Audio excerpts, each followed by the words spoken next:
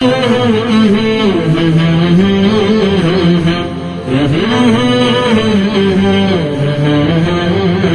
صورت آج کے سبق کی صورت البروج ہے.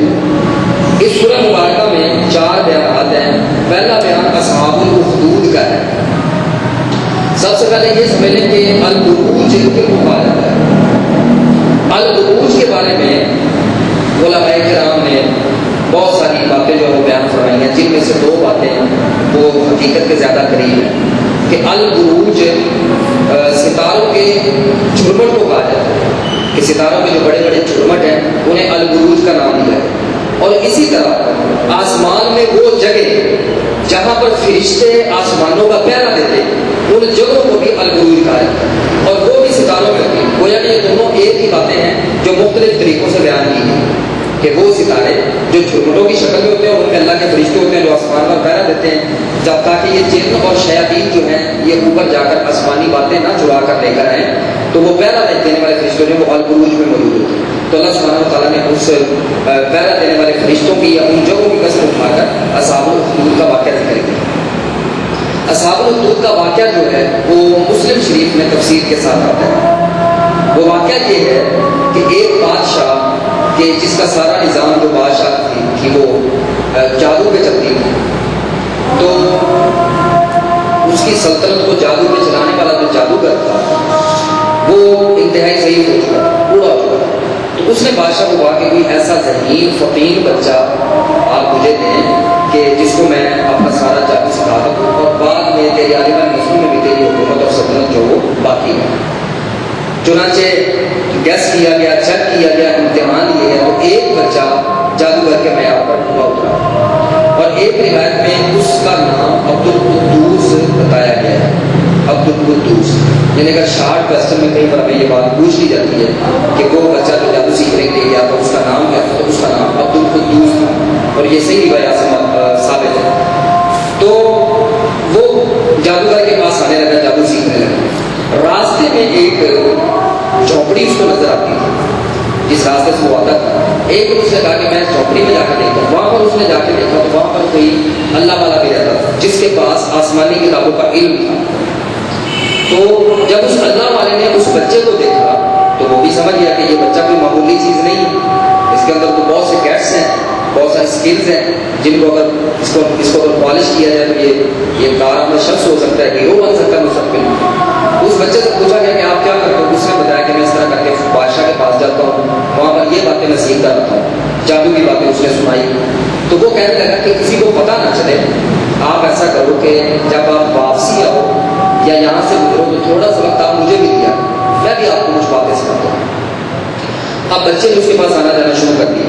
بچہ جادو بھی سیکھتا رہا اور وہ آسمان کی جو ہدایت ہے وہ بھی سیکھتا رہا. ظاہر بات ہے کہ وہ بچہ ایک معیاری قسم کا بچہ تھا، اس کو دونوں باتوں پہ فرق نظر آتا ہے.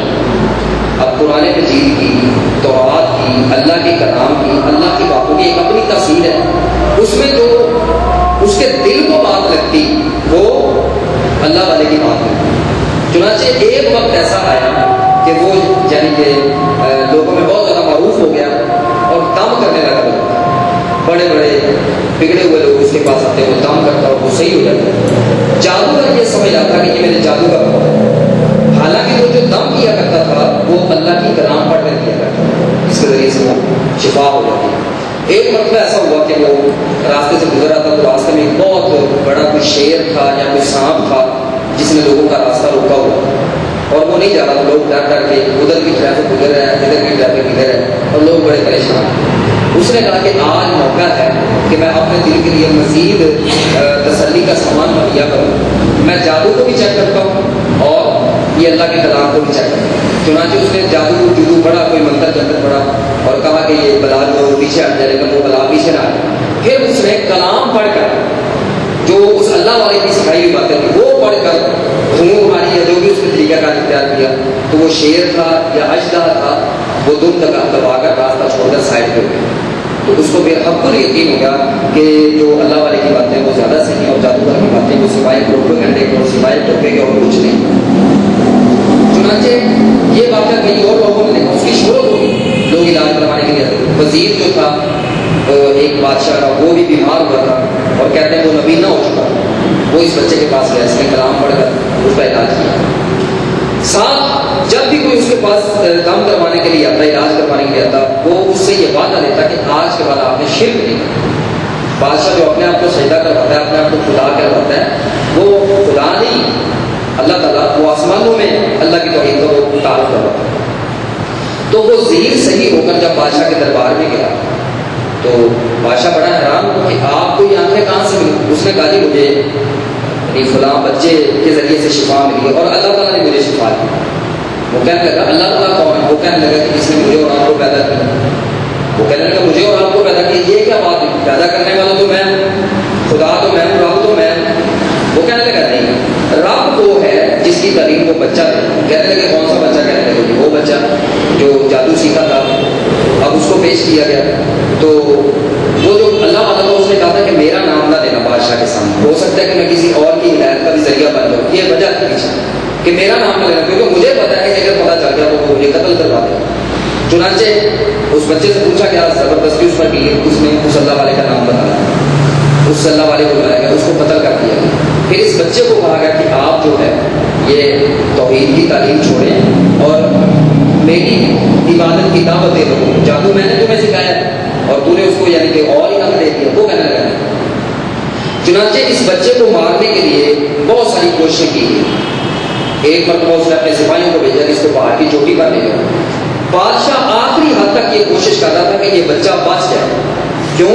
क्योंकि उसके पास जो इल्म आ चुका था, वो ये समझता था कि इसको मैं कायल करके अपनी बादशाह जो वो आगे चला सकता, इसलिए वो आखिरी हद तक कोशिश कर रहा था।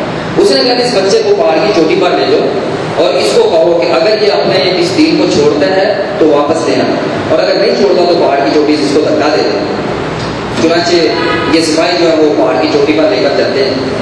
तो ये बच्चा कहता है कि ए अल्लाह, मैंने तेरे दीन की खातिर जो है वो यहाँ तक का सफर किया, अगर तेरा दीन सच्चा है तो मुझे बचा ले, इनको हला कर। पहाड़ गिरता है, वो पहाड़ से गिरते हैं, गिर कर नरक हो जाते हैं खाई में नीचे। फिर वो बच्चा जो बादशाह के पास चला जाता है, वो कहने लगा हाँ भी दीन को छोड़ दिया? उसने कहा नहीं, मैं अपने दीन में और पुख्ता हो गया कि जिस रब के दीन की मैं दावत देता हूँ उसने तेरे मानने वाले को हलाक कर दिया, मुझे बचा लिया। फिर इसने बहुत सारी नींदें की। आखिरकार इस बच्चे ने कहा कि अगर आप मुझे मारना ही चाहते हैं तो तरीक़ाकार ये है कि मुझे आप खजूर के यानी कि वो खोशे के साथ आप मुझे लटका दें और बिस्मिल्लाह पढ़कर मेरी दुर्कश से तीर निकालें और बिस्मिल्लाह पढ़कर निशाना लगाएं, वो मेरे आगे लगेगा, फिर मैं मरूंगा, नहीं तो मैं मरने वाला नहीं। इस बच्चे ने अपने आप को गोया कि शहादत के लिए पेश कर दिया। बादशाह ने इस बच्चे को खजूर के साथ बांधा और बांध कर इसकी दुर्कश से तीर निकाला और बिस्मिल्लाह पढ़कर तीर मारा और तीर बच्चे की कनपटी में लगा। बच्चा शहीद हो जाता है। लेकिन जो ही बच्चा शहीद होता है तो उसके शहीद होने की वजह से जितना भी मजमा था, सारा मजमा वो तौहीद का कायल हो जाता है, कलमा पढ़ता है और उस वक्त के हिसाब से मुसलमान हो जाता है, हज़ारों की तादाद में। वजह उनके मुसलमान होने की ये बनी कि ए बादशाह, हमने तेरे इख्तियारात देख ली कि जब तक तूने उस बच्चे के खुदा का नाम नहीं लिया तब तक तू उस बच्चे को कत्ल नहीं कर सकता। तो बिस्मिल्लाह तूने पढ़ी है, बिस्मिल्लाह के फ़ज़ाइल में बाद उलमाए किराम ने ये वाक़या भी जिक्र किया है कि तूने जो बिस्मिल्लाह पढ़ी है तो बच्चे के रब के को तो तूने भी मान लिया। तो फिर इस बादशाह ने बाजारों में, चौकों में, चौराहों में बड़ी बड़ी खंदकें खुदवाई, उनमें आग जलवाई। फिर लोगों को बीच पूछा जाता कि दीन को छोड़ते हो, उस बच्चे के दीन को, या उसमें बाकी रहते हो? तो जो कहते हैं कि हम उस बच्चे के दीन पर हैं तो उनको आग में फेंक दिया जाता है। तो उखदूद जो है वो खंदकों को कहा जाता है। तो फिर ये जालिम ऐसे थे कि इन ईमान वालों को आग में फेंक कर फिर इनके जलने का तमाशा देखते। तो अल्लाह सुब्हानहू व तआला ने उनका अंजाम भी बयान किया कि लहुम अज़ाबुल हरीक, कि जिस तरह उन्होंने आग का तमाशा देखा है ईमान वालों को जलाकर, क़यामत वाले दिन ईमान वाले उनका तमाशा देखेंगे। अल्लाह ताला फरमाते हैं उनको भी फिर चलने वाला जो है वो अज़ाब दिया जाएगा। फिर अल्लाह सुब्हानहू व तआला ने उन मोमिनीन को ख़िराज तहसीन पेश किया और फरमाया कि उनके लिए अल फौज़ुल कबीर है, बहुत बड़ी कामयाबी है जो कामयाबी वो हासिल कर गए। और भी इस किस्से में बहुत सारी बातें जो है वो हदीस में आती हैं। बहरहाल ये अस्हाबुल उखदूद का वाक़या था जो अल्लाह सुब्हानहू व तआला ने इशारतन इस जगह पर बयान किया है। नंबर 2 अल्लाह ताला की कुछ सिफात का बयान है। नंबर 3 चंद अक़वाम का बयान है, सिर्फ नाम लेकर जिक्र किया। और अज़मत कुरान का